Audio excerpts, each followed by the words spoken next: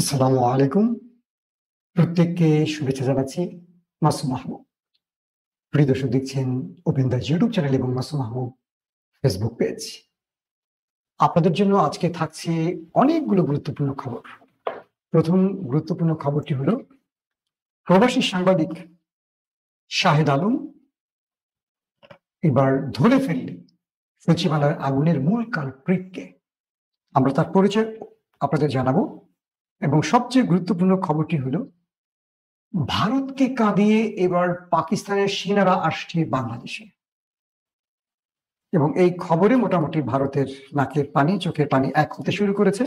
পাশাপাশি ভারতের রাখাইন রাজ্য এটি ভেঙে ভারতের ভূখণ্ড থেকে ভেঙে এবার নতুন খ্রিস্টান রাষ্ট্র তৈরি হতে যাচ্ছে এবং মণিপুরে প্রবেশ করে গেছে তারা। সেভেন সিস্টার তবে ভেঙে যাওয়ার পথে। এই খবরগুলোর বিশ্লেষণ একটা একটা করে আপনাদের তুলে ধরার চেষ্টা করব। প্রথমেই চলেন আমরা একটু বাংলাদেশের অন্যতম বিখ্যাত সাংবাদিক, এবং আমি বলতে পারি যে বাংলাদেশে এর উপরে এর চেয়ে বড় মানের সাংবাদিক আমরা আর দেখিনি।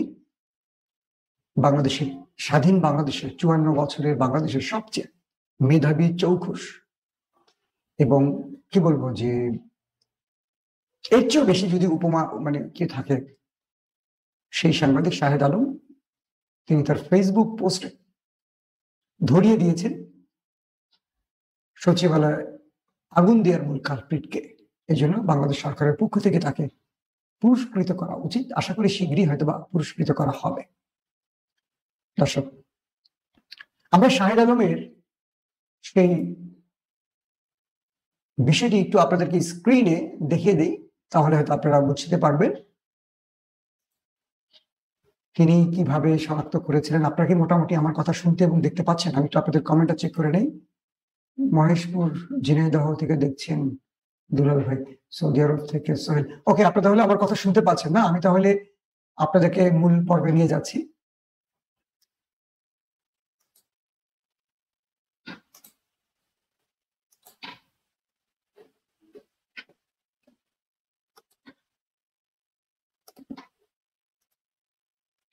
দর্শক, আপনারা হয়তো স্ক্রিন এখন দেখতে পাচ্ছেন।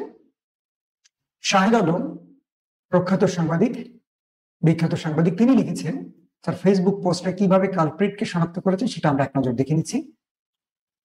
সরকারের জনপ্রশাসন সংস্কার কমিটিতে ইন্টারপাস কথিত ছাত্র শিবির কর্মী কিভাবে ছড়ি ঘোরাচ্ছেন সেই কফিয়ত ইউনুস সাহেবকে দিতে হবে, যার কারণে দ্বন্দ্বের সূত্রপাত। ইন্টারপাস এই কারণে বলছি যে শেষ খবর পর্যন্ত তিনি জগন্নাথ বিশ্ববিদ্যালয় লোক প্রশাসন বিভাগের 4র্থ বর্ষের ছাত্র, এখনো তিনি পাশ করেননি।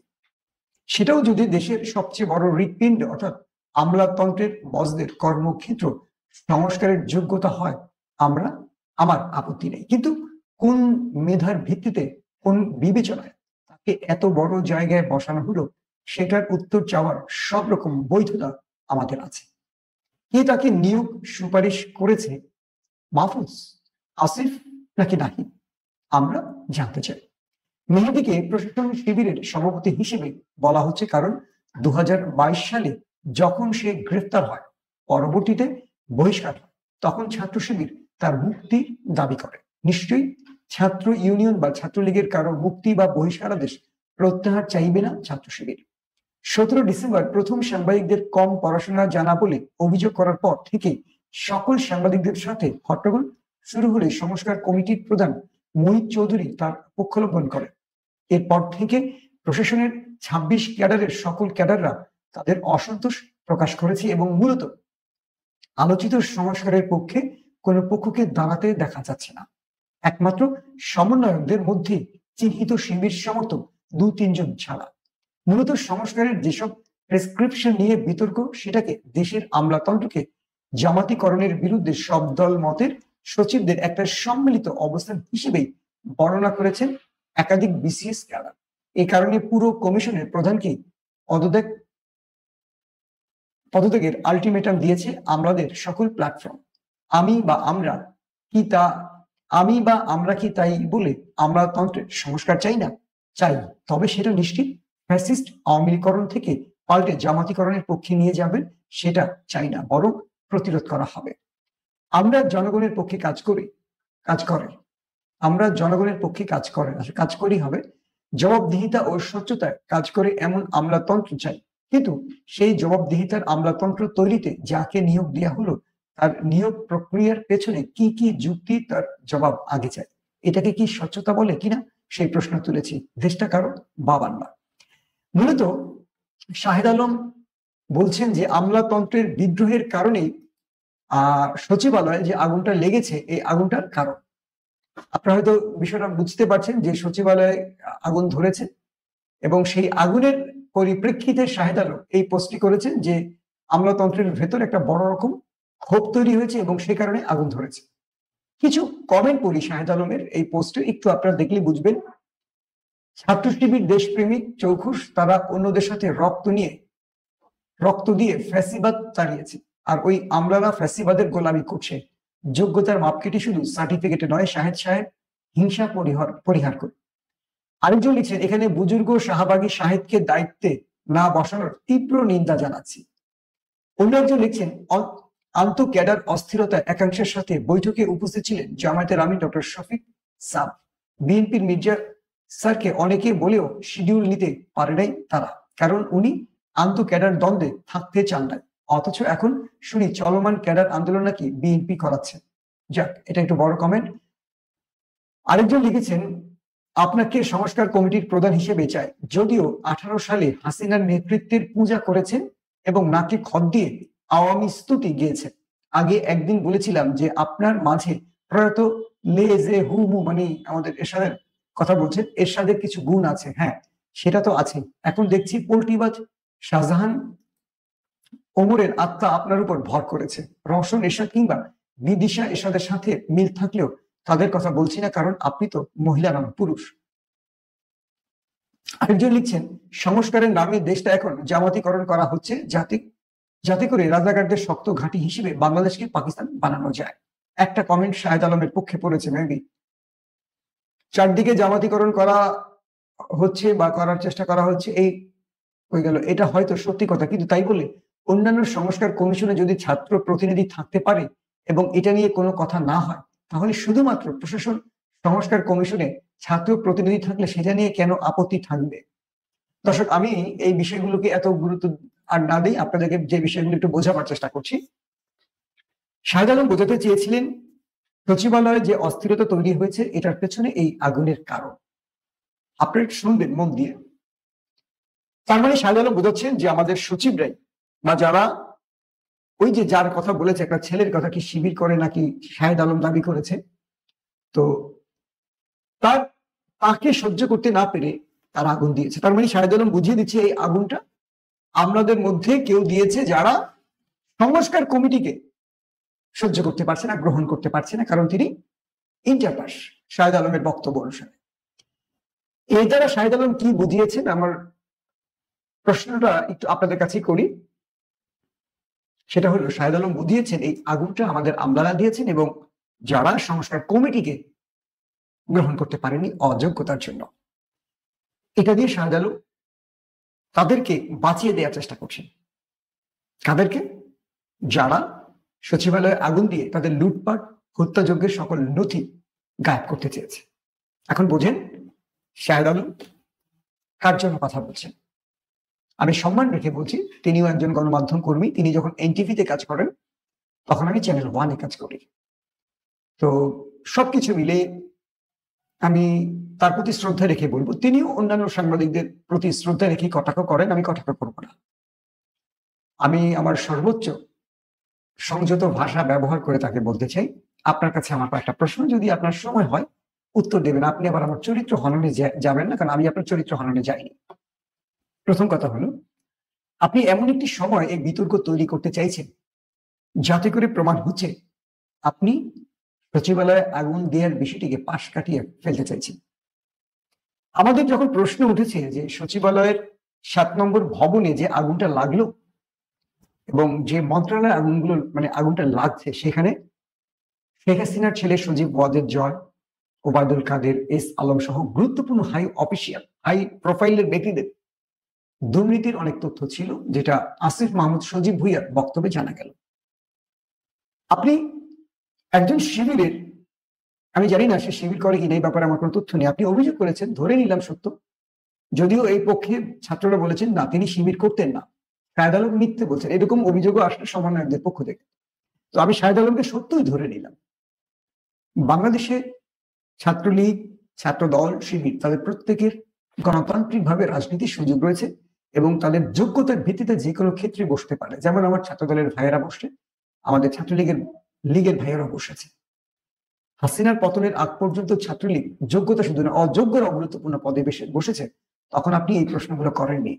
এখন শিবিরের ব্যাপারে আপনার অনেক আপত্তি। কদিন আগে ইলিয়াসের সাথে আপনারা দ্বন্দ্বের আলোকে একটা ভিডিও করেছিলেন, ইলিয়াসের চরিত্র হননের চেষ্টা করেছিলেন। সেখানে আপনি শিবিরের জন্য মায়া কান্না করেছেন এবং বলেছিলেন আপনি শিবিরকে মানে শিবিরের পক্ষে আছেন, শিবিরের বিরোধিতা কখনো করেননি, শিবিরের প্রতি আপনার রেসপেক্ট আছে। আপনি ইলিয়াসের বিরুদ্ধে যখন আপনার বক্তব্যটাকে মার্কেট করতে হবে, তখন আপনি শিবিরকে আপনার পক্ষে নেওয়ার চেষ্টা করেছেন এবং শিবিরের আমিরের সাথে, জামাতের আমিরের সাথে আপনার কথা বলেছে, এই বিষয়গুলো আপনি আলোচনা এনেছেন, বোঝাতে চেয়েছেন শিবিরের ভাইরা আমার পক্ষে আসো। কারণ ইলিয়াসের বিপক্ষে আপনি যখন পোস্ট করছেন বা ভিডিও বানাচ্ছেন, কন্টেন্ট তৈরি করছেন, তখন 100টা কমেন্টের মধ্যে 90টা কমেন্ট আপনার বিপক্ষে যাচ্ছে। তখন আপনি শিবিরকে অন করছিলেন যাতে শিবিরের লোকগুলো আপনাকে সমর্থন করে ইলিয়াসের বিরুদ্ধে। কিন্তু আজকেই আপনি এই পোস্টের মাধ্যমে কি প্রমাণ করলেন যে বাংলাদেশে শিবিরের ছেলেরা অযোগ্য। একটা ছেলে অনার্স 4th বর্ষে পড়ে, তাকে আপনি ইন্টারমিডিয়েট বলছেন, ইন্টারমিডিয়েট পাস বলছেন। সে যে 4 বছর ধরে অনার্স পড়ছে, এটাকে আপনি যোগ্যতার হিসেব ধরছেন না। তাহলে আমার একটা প্রশ্ন, আপনি আমাদের ধরেন সে তো সংস্কার কমিটির একজন, তিনি অনেককে নিয়ে যে কমিটি, তার মধ্যে একটা পার্ট, তার যোগ্যতার ভিত্তিতেই তিনি সেখানে মূল্যায়িত হবেন। যদি তার যোগ্যতা না থাকে সেই কমিটিতে তিনি স্থান পাবেন না, কারণ সেই কমিটিতে আরো যোগ্য লোকরা আছে। কিন্তু আমার প্রশ্নটা হলো, বাংলাদেশে এই মুহূর্তে সংস্কৃতি মন্ত্রণালয়ে যিনি বসে আছেন উপদেষ্টা হিসেবে, সেই পদটি কিন্তু তার চেয়ে বহুগুণ উপরে। আমাদের মুস্তফা আমাদের ফারুকি সাহেব, দুঃখিত নামটা মুস্তফা বলছেন, আমাদের যে ফারুকি রয়েছেন, সেই ফারুকির যোগ্যতাটা কি? শাহেদ আলম এটা নিয়ে আপনি প্রশ্ন করেছিলেন? তিনি মন্ত্রী পদমর্যাদায় এখন উপদেষ্টা হিসেবে বসেছেন, মন্ত্রী পদমর্যাদায় মিস্টার ফারুকি সাহেব। সেই ফারুকিকে নিয়ে আপনি কোনো পোস্ট করলেন না কেন, বা তার যোগ্যতা নিয়ে প্রশ্ন তুললেন না কেন? কারণ আপনারা একই গোয়ালের গরু। আপনাকে যারা এই পোস্টটি করিয়েছে, আমি মনে করি যে আপনাকে কেউ এই পোস্টটি করিয়েছে এবং এই পোস্টটির বিনিময়ে হয়তো আপনি কিছু পেয়েছেন, ধারণা করছি, আমার কাছে প্রমাণ নেই। আমি শতভাগ কনফার্ম হয়ে বলবো না যে আপনি অর্থ নিয়েছেন, বাট আমার ধারণাটা আমি বলছি।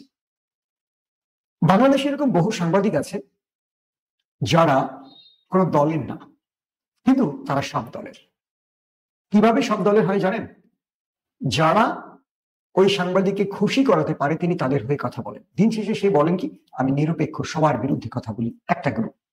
আরেকটা গ্রুপ আছে, যেমন আমাদের সামরিক বাহিনীর একজন গোয়েন্দা অফিসার এবং একজন সিনিয়র সেনা অফিসার মুজিব সাহেব, মেবি তার নামটা ব্যক্তিগতভাবে আমি তাকে চিনি না, তিনি লাইভ ভিডিও করে বলেছিলেন 18 নির্বাচনের পর একটা গোয়েন্দা বৈঠকে শাহেদ আলম এবং মনির হায়দারকে নিয়ে তিনি কিছু তথ্য ফাঁস করেছেন, যে তাদেরকে বলা হয়েছে আওয়ামী লীগের হয়ে কাজ করতে, বিএনপি আর কখনো ক্ষমতায় আসতে পারবে না, এটা চূড়ান্ত। এবং সেই ট্র্যাপে পাড়া দিয়ে তারা হাসিনা সরকারের পক্ষে কাজ করেছিলেন এবং বিরোধী মতে তাদের যে এতদিনের বক্তব্য ছিল, তারা যে সাবস্ক্রাইবার বাড়িয়েছিলেন বা জনপ্রিয়তা অর্জন করেছিলেন আওয়ামী লীগের বিরুদ্ধে কথা বলে, 18 পর তারা সেই কথাগুলো বন্ধ করে দিয়েছে। খেয়াল করে দেখবেন তাদের অ্যাক্টিভিটিস, শাহেদ আলমের অ্যাক্টিভিটিস আপনারা দেখেননি, মনির হায়দারের অ্যাক্টিভিটিস আর দেখেননি।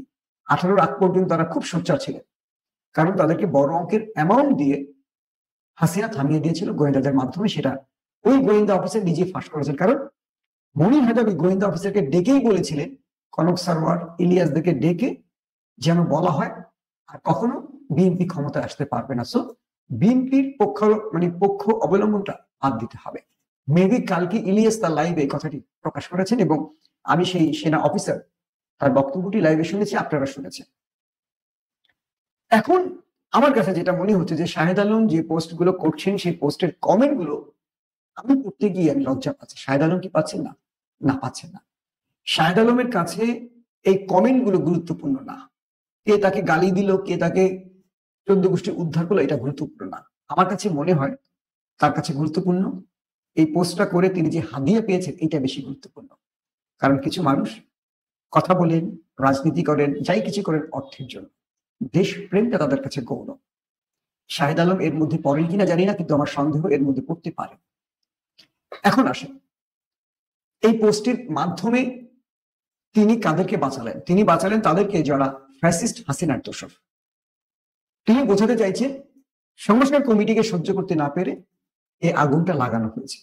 তিনি একবারও বলেননি দুর্নীতির জন্য বা দুর্নীতির তথ্য বা নথি ঢাকার জন্য, গায়েব করার জন্য এই আগুন লাগানো হয়েছে। বুঝতে পারছেন তিনি কাদের লোক, তিনি কাদের হয়ে কাজ করছেন? আর কি ভেঙে বলতে হবে? আমি সৌজন্যতা রেখে কথাগুলো বলছি। একটু অসৌজন্য হলে বিষয়গুলো অসুন্দর লাগবে, আমি চাই না মানে সেই দিকে যেতে। যেহেতু তিনিও একজন গণমাধ্যম কর্মী, আমি একজন গণমাধ্যম কর্মী, আমি আমার কি বলবো শিষ্টাচার রক্ষা করে কথাগুলো বলার চেষ্টা করলাম। এখন শাহেদ আলমের যদি এই ব্যাপারে বক্তব্য থাকে তিনি বক্তব্য অবশ্যই দেবেন, এবং আমি বিশ্বাস করি তার এই বক্তব্য বা তার এই পোস্ট আমাদের মধ্যে কোনো প্রভাব পড়বে না, কারণ তার ভক্তরাই তাকে সেটার উচিত জবাব কমেন্টের মাধ্যমে দিয়ে দিচ্ছে। তবে একটি কথা আপনাদের বলি, হাসিনার 15 বছরে অনেক ব্যক্তি গজিয়ে উঠেছেন, দেশপ্রেমিক সেজেছেন, অনেকেই চাঁদাবাজি করেছেন। সম্প্রতি বাংলাদেশে এমন একজন ব্যক্তি এসছেন যিনি সাংবাদিক না, কিন্তু নিজেকে সাংবাদিক দাবি করেন, কখনো গণমাধ্যমে কাজ করেনি, ইউটিউব ফেসবুকে কাজ করেন। সেই ব্যক্তি বাংলাদেশে এসে ফুলের মালা গলায় দিয়ে ইলিয়াসের বিরুদ্ধে বক্তব্য দিয়েছিলেন। অথচ তার মূল কাজটি হলো তিনি কারো বিরুদ্ধে কথা বলেন এবং নেপথ্যে তাকে আবার হুমকি দেন ফোন দিয়ে যে আপনার অনেক তথ্য, ভিডিও, ডকুমেন্ট আমার কাছে আছে, এত কোটি টাকা দেবেন, নতুবা আপনাকে আমরা ফাঁসিয়ে দেব। এইসব চাঁদাবাজদের আমরা দেখি রাষ্ট্র তাদের পুলিশ পাহারা দিয়ে, তারা ঢাকাতে প্রোগ্রাম করে, পুলিশ তাদেরকে দীর্ঘ সময় পাহারা দিয়ে রাখে। তার মানে হলো এই ব্যক্তিদেরকে আমাদের ভেতরে, মানে ক্ষমতার ভেতরে থাকা গুরুত্বপূর্ণ ব্যক্তিরা আবার শেল্টার দিচ্ছে। তারা কার? আপনি যদি চেইন আগাতে থাকেন দেখবেন শেষ পর্যন্ত হাসিনার দোসরা উপদেষ্টা মন্ডলীতে বসে আছে। ঢাকাতে আমাদেরকে পুলিশ প্রোটেকশন দেওয়া হয় না, কিন্তু তারা যখন আসে পুলিশ প্রোটেকশন পায় কেন? দামি লাক্সারি গাড়িতে করে তারা বড় বড় ক্লাবে প্রোগ্রাম করছেন, আমেরিকা থেকে এসে, লন্ডন থেকে এসে, এবং দীর্ঘ সময় পুলিশ বা আরো গুরুত্বপূর্ণ স্পেশাল ব্রাঞ্চ তাদেরকে নিরাপত্তা দিচ্ছে। কারণ ওই যে উপদেষ্টা তাদেরকে বলে দেয়, ওই উপদেষ্টারাই তাদেরকে বলে দেয় তোমরা এই কথাগুলো বলো, তোমাদের এই কথাগুলো বলতে হবে। এরা হলো এক প্রকার, যেমন আমরা বলি ভারতের এজেন্ট, ভারতের দালাল, এরা হলো আমাদের রাষ্ট্রের কিছু উপদেষ্টাদের দালাল। এই উপদেষ্টারা যা লুটপাট করে খাবে সেখান থেকে ছিটে ফুটা এদেরকে দেওয়া হবে, বিনিময়ে এরা তাদের হয়ে কাজ করবে। তো ইলিয়াস যেহেতু অনেক উপদেষ্টার কাপড় খুলে দিয়েছে, এরা তাদের হয়ে কাজ করছেন এমনটি ধারণা করা হচ্ছে। তাই আপনাদের বলবো যে হাসিনাকে নিয়ে গালাগাল করলে, বেনজিরের চরিত্র উন্মোচন করে দিলে, হারুনকে নিয়ে গালাগাল করলে সে আপনার লোক নয়, সে দেশপ্রেমিক নয়। এটা হলো তাদের একটা খেলা, আপনাদের মানসিকতাকে অন্যদিকে নিয়ে যাওয়ার জন্য বা আপনাদেরকে কি বলবো যে ভিন্ন পথে নেয়ার জন্য এগুলো তাদের একটা ছক, পরিকল্পিত বক্তব্য। আওয়ামী লীগ বহু লোককে তৈরি করে রেখেছে আওয়ামী লীগের সমালোচনা করার জন্য, যাতে করে দিন শেষে ওই লোকগুলি আপনাদের বিশ্বস্ততা অর্জন করতে পারে এবং ওই লোকগুলি বড় ক্রাইসিসে আপনাদেরকে সঠিক পথ থেকে ভুল পথে পরিচালিত করতে পারে। তো সেটি হলো যে আমি দেখলাম মনির হায়দার ডক্টর ইউনূসকে নিয়ে একটা বড় প্রোগ্রাম করতে যাচ্ছে 27-28 তারিখে, মেবি একজন আমাকে দাওয়াতও পাঠিয়েছে। খেয়াল করে দেখবেন তাদের লক্ষ্য কোথায়, তাদেরকে এইখানে এই পর্যন্ত আনতে কারা ইনভেস্ট করছে। মনির হায়দার নিঃসন্দেহে 18 সালের আগ পর্যন্ত সত্য কথা বলেছেন, অনেক কথা বলেছে, সেই কথাগুলোকে আমি কি বলবো বিপরীতে দাঁড়াবো না। কিন্তু এই যে লোকগুলো বিক্রি হতে পারে, বলছি না বিক্রি হয়ে গেছে। আজকে ধরেন আমি কথা বলছি আপনাদের জন্য, কালকে আপনারা আমার কথার আলোকে বুঝবেন যে আমি বিক্রি হয়ে গেছি নাকি সঠিকভাবে আছে। বিক্রি হয়ে যাওয়া মানুষের কথাগুলো বোঝা যায়। যেমন যে সচিবালয়ের আগুনের বিষয়টি এখন তদন্তাধীন, যেটা নিয়ে বাংলাদেশের 100% মানুষের ধারণা এটি স্যাবোটাজ, এটি করেছে একটা গ্রুপ। আর সেখানে আমরা বলছি সংস্কার কমিটির বিরোধ নিয়ে আগুন ধরাতে পারে। সংস্কার কমিটির সাথে আগুনের সম্পর্কটা কি, এই উত্তর আমার মাথায় আসেন। এবার গুরুত্বপূর্ণ যে খবরটি দিচ্ছি সেটি হলো পাকিস্তান থেকে বাংলাদেশে আসবে সেনা সদস্যরা। খুব ইম্পর্টেন্ট খবরগুলো। ভারত এই বিষয়গুলো নিয়ে মানে ভারতের গণমাধ্যম যে খবরগুলো দিচ্ছে সেখানে বলা হচ্ছে আগামী মাসে পাকিস্তানের একটা গুরুত্বপূর্ণ বড় মানে সামরিক অফিসারদের ডেলিগেট বাংলাদেশে আসবেন এবং তারা বাংলাদেশের সেনাবাহিনীকে ট্রেনিং দেবেন। গত 53 বছর ধরে পাকিস্তানের সেনারা বাংলাদেশের সেনাদের সাথে এইভাবে কোনো কাজ করতে পারেনি। ডক্টর মোহাম্মদ ইউনূস অন্তর্বর্তীকালীন সরকারের প্রধান হবার পর তিনি প্রতিবেশী দেশগুলোর সাথে সুসম্পর্কতে নজর দিয়েছেন। আমি জানি এগুলো অনেক সাংবাদিকের হাতে ঘা লাগবে, যারা কি বলবো বামরামপন্থী কিংবা হাসিনার পেইড দালাল, তাদের এখন আঘাত লাগবে। মূলত পাকিস্তানের ঊর্ধ্বতন সেনা কর্মকর্তারা বাংলাদেশে 1 বছর থাকবেন এবং তারা বাংলাদেশের সেনাবাহিনীকে ট্রেনিং দেবেন। আপনি জানেন ভালো করে যে পাকিস্তানের সেনারা বাংলাদেশের সেনাদের ট্রেনিং দেওয়ার মানে কি, তাদের মগজের মধ্যে একটা ভারত বিদ্বেষ তৈরি হবে এখন, যেটা 16 বছর ধরে শেখ হাসিনা তৈরি করতে চেয়েছিলেন ভারত প্রেমে। এবং আমরা দেখেছি আমাদের ভারতীয় সেনাদেরকে বাংলাদেশের গার্ড অফ অনার দিতে, মানে আমাদের পুরো ক্যান্টনমেন্টটা এক প্রকার অনিরাপদ করে তুলেছিল গত 15 বছরে এই হাসিনা সরকার।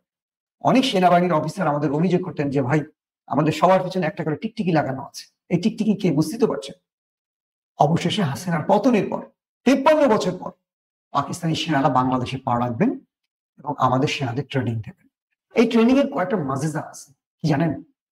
আবারও পাকিস্তান বাংলাদেশের সেনাদের মধ্যে একটা বন্ধুত্বপূর্ণ সম্পর্ক তৈরি হবে। ভারত যদি ভুল করেও কখন বাংলাদেশের উপর কোনো আগ্রাসন চালায়, দখলদারিত্ব চালাতে চায়, পাকিস্তানি সেনারা বাংলাদেশের পাশে দাঁড়াবে, সেটা অস্ত্র দিয়ে হোক, সেটা সশরীরে হোক। নাম্বার 2, এখন থেকে রয়ের বাংলাদেশে অ্যাক্টিভ তাদের যেই দুষ্কৃতিকারী বা বাংলাদেশে যেই টাইপের কাজ করতো এতদিন, তারা সেখান থেকে আস্তে আস্তে সরে যেতে শুরু করবে। কারণ পাকিস্তানি সেনারা এখানে পা রাখা মানেই হল তারা তাদের নিরাপত্তা বলয় তৈরি করে ফেলবে, আমাদের গোয়েন্দা বাহিনীকে আরো অ্যাক্টিভ করবে, আমাদের ডিজিএফআই কে আইএসআই আরো স্ট্রং ট্রেনিং এর মধ্যে নিয়ে আসবে, এটাও ধারণা করা যেতে পারে। নাম্বার 3, তারা প্রথমে ময়মনসিংহ ক্যান্টনমেন্টে এই ট্রেনিং সেশন চালাবেন এবং তারা দক্ষিণ কমান্ড হেডকোয়ার্টারে এই ট্রেনিং সেশন চালাবেন 1 বছর ধরে। খেয়াল করেন। এবং ইন্টারেস্টিং ব্যাপার হলো যে এই প্রস্তাবটি নভেম্বরে কে দিয়েছে? এই প্রস্তাবটি দিয়েছে সেনাবাহিনীর মানে পাকিস্তান সেনাবাহিনীর যিনি জেনারেল শহীদ শামশের মির্জা। এবং এই প্রস্তাবটি যখন আমাদের সেনা প্রধান জনাব ওয়াকারুজ্জামানকে দেয়া হয়, তিনি সেটা অ্যাকসেপ্ট করেন এবং তিনি বলেন যে বাংলাদেশের সেনাবাহিনী পাকিস্তানের সাথে কাজ করতে চায়। এর চেয়ে বড় খবর গত 5 মাসে আর কি হতে পারে বলেন? এতদিন ধরে মানে পিলখানা হত্যাযজ্ঞের পর আমাদের সেনাবাহিনীকে যারা ভেঙে চুরমার করে দিয়েছে, আমাদের সেনাবাহিনীর মুখটাকে বন্ধ করে দিয়েছে, হাতটাকে অচল করে দিয়েছিল যেই শত্রুরা, এবার তাদের বিরুদ্ধে আমাদের সেনাবাহিনী দাঁড়াতে যাচ্ছে। পাকিস্তান কেবল ট্রেনিং এ আসবে, এত মানে হালকা করে নেবেন না। এই ট্রেনিং এর মধ্যে আমাদের সেনাবাহিনী ভেতরে একটা পরিবর্তন তৈরি হবে, দেশপ্রেম তৈরি হবে। কারণ একটা জিনিস মনে রাখবেন, পাকিস্তান বাংলাদেশের আর শত্রু নয়। 71-এর ইতিহাস ভুলে যান আপনারা, 71-এর ইতিহাসটার মধ্যেও ভারত ছিল। এবং আজকে মানে 71-এর পর গত 54 বছর পাকিস্তান বাংলাদেশের পাশেই ছিল, কখনো শত্রু বেশি ছিল না। কিন্তু যারা দাবি করে আমরা বাংলাদেশ স্বাধীন করে দিয়েছি, এই 54 বছরে সীমান্তে কত লোক মারা গেছে, কিভাবে আমাদের শোষণ করেছে, কিভাবে আমাদের হুমকিতে রেখেছে, কিভাবে সাংস্কৃতিক আগ্রাসন চালানো হয়েছে, কিভাবে আমাদের মূল্যবোধ নষ্ট করা হয়েছে, কিভাবে ওদের এজেন্টদেরকে আমাদের দেশে প্রবেশ করিয়ে দেশটাকে মৌলবাদ জঙ্গিবাদের রূপ দেওয়ার চেষ্টা করেছে, সেই ইতিহাস আমরা প্রত্যেকে জানি। শাহেদ আলমরা হয়তো জানে না, কারণ তারা বলে আমরা মধ্যপন্থা। আর যারা ইসলামের পক্ষে কথা বলে তাদেরকে বলে উগ্রপন্থ। ইসলাম নাকি উগ্রপন্থা? শাহেদ আলমের নিজের লাইভ ভিডিওতে আমি দেখেছি, ইলিয়াসকে কটাক্ষ করতে গিয়ে সেই বক্তব্যটা দিয়েছে, আমরা ইসলামপন্থী। আমি যখন ভিডিওটা শুরু করি তখন কি বলি? আসসালামু আলাইকুম, এবং মনে মনে ধীরে ধীরে বিসমিল্লাহটা পড়ি। কারণ কি? বিসমিল্লাহটা আমার নিজের, আর সালামটা আপনাদের জন্য। শাহেদ আলমের ভিডিওতে দেখেছেন কখনো সালাম বিসমিল্লাহ? একজন মুসলমান তিনি নিজেকে যদি মুসলিম কালচারে অভ্যস্ত করতে না পারে, তাকে মুসলিম দাবি করবেন কি করে? মুসলমানদের কিছু নীতি নৈতিকতা, মুসলমানদের কিছু শিক্ষা আছে, মুসলমানদের এমন কিছু প্র্যাকটিস আছে যেগুলো মুসলমানদেরকে দেখলেই বুঝবে। ধরেন পাকিস্তানের কথা বলি, পাকিস্তানের নাটকগুলো দেখেন আপনারা, আমার কাছে খুব বেস্ট মনে হয় নাটক। আমি ভারতের নাটক দেখি না, বাংলাদেশের নাটক ইদানিং দেখা হয় না, আগে দেখতাম। এখন কি নাটকের গল্প কিছু বুঝি না, আর এই রগ রগে ব্যাপার স্যাপার ডায়লগ এগুলো আমার পছন্দ হয় না। তো দেখবেন পাকিস্তানের নাটকের মধ্যে স্বামী যখন ঘরে আসে স্ত্রীকে সালাম দেবে, আসসালামু আলাইকুম। স্ত্রী যখন ঘরে আসবে স্বামীকে সালাম দেবে। সন্তান ঘরে প্রবেশের সঙ্গে সঙ্গে বাবা মাকে সালাম দেবে। এবং দেখবেন এই নাটকগুলোতে বাবা মার বিরুদ্ধে যায়, লাগলে ঘরের সংসার আগুন ধরে যাক, স্ত্রীর সঙ্গে ডিভোর্স হয়ে যাক, কিন্তু বাবা মাকে অবজ্ঞা করে না। বাবা মার প্রতি যে শ্রদ্ধা, এটা আমাদের বাংলাদেশের 90 দশকের দিকে ছিল। কারণ পাকিস্তানের মধ্যে যে সংস্কৃতি চলছে, নাটকের দৃশ্য দেখবেন স্বামী স্ত্রী, স্ত্রীর গায়ে কাপড়, বুকে ওড়না ঠিকঠাক থাকবে, ওই যে স্বামী স্ত্রী জড়াজড়ি করবে এক বিছানায় শুয়ে, এই দৃশ্য পাকিস্তান কখনো দেখায় না। স্বামী স্ত্রী ঠিক আছে, স্বামী স্ত্রী নাটকের দৃশ্য দেখাতে হবে কেন এক বিছানায় শোয়া? বাংলাদেশে তো আর কি বলবো, মানে কোনোটাই বাদ রাখে না আর কি। এগুলো নিয়ে আমি একসময় অনেক স্পেশাল ভিডিও করেছি আমার চ্যানেলে, নাটক নিয়ে আপনারা দেখেছেন, ওয়েব সিরিজ নাটক নিয়ে ডিটেইল ভিডিও একদম দৃশ্য ধরে ধরে করেছিলাম। একটু আমার চ্যানেলে ভিজিট করলে দেখবেন বাংলাদেশের নাটকের অবস্থা কি। তো সেইখান থেকেই বললাম যে আর যাই হোক, আগামী মাসে পাকিস্তানের সেনারা বাংলাদেশে আসবেন, এই খবরটি ভারতের জন্য এখন ভয়ঙ্কর ভয়ঙ্কর ভাবে মাথা ব্যথার কারণ হয়ে গেছে। তারা ভাবছেন যে 15-16 বছর ধরে আমরা কি করলাম যে শেষ পর্যন্ত বাংলাদেশের জনগণ, বাংলাদেশের সেনাবাহিনী, বাংলাদেশের সরকার এখন আমাদের চিরশত্রু পাকিস্তানকে অ্যাকসেপ্ট করতে বসে গেছে। অন্যদিকে ভারতের রাখাইন রাজ্যে মোটামুটি একটা রাষ্ট্র তৈরির প্রক্রিয়া শুরু হয়ে গেছে, সেখানে ভারত চরমভাবে পরাজিত হয়ে গেছে, মানে ভারত সরকার। এবং সেখানে একটা খ্রিস্টান রাজ্য তৈরির প্রক্রিয়া চলছে, এবং মণিপুরে তারা প্রবেশ করে গেছে, এবং ভারত 7 সিস্টার ভাঙার সবচেয়ে বড় হুমকিতে পড়ে গেছে। খেয়াল করে দেখেন, বাংলাদেশ স্বাধীন হওয়ার পরে 24-এ নরেন্দ্র মোদীর রাজনৈতিক ক্যারিয়ারে সবচেয়ে টাফ টাইম পার করছেন তিনি। রাখাইন রাজ্য কিন্তু ভারতীয় আছে, আপনারা আবার মিশিয়ে ফেলবেন যে এটি তো মায়ানমারে, আমরা জানি এটি বাংলাদেশের সীমান্তে এবং ভারত সীমান্তে এই অঞ্চলটিতে। এবং সেখানে মণিপুরের যে বিদ্রোহ চলছে, প্রতিদিন নিরাপত্তা বাহিনীর সাথে সেখানে রাখাইন আর্মিরা প্রবেশ করে গেছে, অস্ত্রশস্ত্র নিয়ে সেখানে এখন লড়াই চলছে। এটাকে ভারত আর ধরে রাখতে পারবে বলে মনে হচ্ছে না, এবং ভারতের 7 সিস্টার সবচেয়ে বড় হুমকিতে আছে। অথচ নরেন্দ্র মোদী যদি শেখ হাসিনার পতনের পর আমাদের সাথে বন্ধুত্বপূর্ণ আচরণ করতেন, সমতার ভিত্তিতে আমাদের সাথে বন্ধুত্ব করতেন, সম্মানের ভিত্তিতে করতেন, আমরা কখনো ভারতের শত্রু হতে যেতাম না। এখনো আমরা ভারতের শত্রু না। ওরা আমাদের এম্বাসিতে আক্রমণ করলো, ওরা আমাদের পতাকা পাড়ালো, আমরা কি প্রতিবাদ করলাম? ওদের পতাকা পাড়াইনি। আমরা সেই জাতি না তো, আমরা তো মুসলিম জাতি, আমরা সম্মান করতে চাই। আমরা এখনো বলি ভারতীয়রা আমাদের বন্ধু, আমাদের ভাই, কারণ চিরকাল আমরা পাশাপাশি থাকবো। ওরা আমাদেরকে সম্মান করুক, আমাদেরকে ভালোবাসুক। ওরা আমাদেরকে নিয়ে কটাক্ষ করবে, আমরা ওদেরকে বন্ধুত্বের দাবি করব কি করে? ওরা বলবে আমরা ওদের চিকিৎসা দেব না, ওদের খাদ্য দিব না, ওদের পণ্য পাঠাবো না। এটা কিসের ভদ্রতা? এটা প্রতিবেশীর সাথে আচরণ? অবশ্যই না। ওরা মন্দিরগুলো, মানে মসজিদগুলো দখল করে মন্দির বানাবে, আমরা একটু প্রতিবাদ করবো না? এই দুনিয়াতে আমরা আসছি কেন? 3 বেলা ভাত খাবো, ভিডিও বানাবো, আমরা সেলিব্রিটি হব, আমরা ভালো পোশাক পরবো, বড় বাড়ি বানাবো, গাড়ি কিনবো, এই জন্য না তো। আল্লাহ রাব্বুল আলামিন আমাদের একটা দায়িত্ব দিয়েছেন, সেই দায়িত্বে আমরা পৃথিবীতে এসে সাময়িক সময়ের জন্য আবার চলে যাব সে জায়গাতে যেখানে আমাদের চিরস্থায়ী থাকতে হবে। তো যে কথাটি বললাম যে বাংলাদেশে একটা বড় গ্রুপ যারা পাকিস্তানকে সহ্য করতে পারে না। কারণটা কি জানেন? পাকিস্তানের সাথে আমরা যুদ্ধ করছি তা না, তাদের মূল কারণটা হলো তারা ভারতীয়, কি বলবো, মগজের মধ্যে তারা ভারতের মগজ ঢুকিয়েছে, মানে ভারতের চিন্তাটা তাদের মধ্যে লালন করে। তারা ভারতের স্বার্থটাকে চিন্তা করে, কারণ ভারত তাদেরকে যে কোনো ভাবে সুবিধা দেয়, সেটা অর্থনৈতিক হোক, যে কোনো ভাবে সেই সুবিধার জন্য তারা সবসময় একটা বাংলাদেশ পাকিস্তানের মধ্যে একটা ফাইট আর লড়াই তৈরি করে রাখে। অর্থাৎ 54 বছর ধরে পাকিস্তান বাংলাদেশে একটা টোকাও দেয় না। যখনই বিপদ তৈরি হয়েছে তখনই পাকিস্তান আমাদের পাশে দাঁড়িয়েছে, ভারত দাঁড়ায়নি। কিন্তু আমাদেরকে এমন ভাবে এই শাহরিয়ার কবির, মুনতাজির মামুন, আনিসুল হক, মোস্তফা কি ফারুকি সাহেব, এরা আমাদের মগজের মধ্যে একটা পাকিস্তান বিদ্বেষ তৈরি করে রেখেছে। অথচ আমরা দুটো প্রতিবেশী মুসলিম দেশ, ইউনুস সরকার এসে সেই জায়গাটাকে আবার নতুন করে সংস্কার করছেন, বাংলাদেশ এবং পাকিস্তানের মধ্যে বন্ধুত্বপূর্ণ সম্পর্ক করছেন, এবং পাকিস্তানি সেনারা স্বাধীন বাংলাদেশে এই প্রথম ট্রেনিং দেওয়ার জন্য আসবেন। এটা অনেক বড় খুশির খবর। দর্শক, আর লম্বা করবো না ভিডিওটি, ইনশাআল্লাহ আজ রাতে চেষ্টা করবো আরো অনেক আপডেট দিতে আপনাদের। এখনকার মতো বিদায় নিচ্ছি, প্রত্যেকে ভালো থাকবেন, আল্লাহ হাফেজ। ওপেন দাইস মানে সত্যকে সত্য বলা, মিথ্যেকে মিথ্যে বলা। আমরা শোনা কথা নয়, চোখে যা দেখি তাই বলি।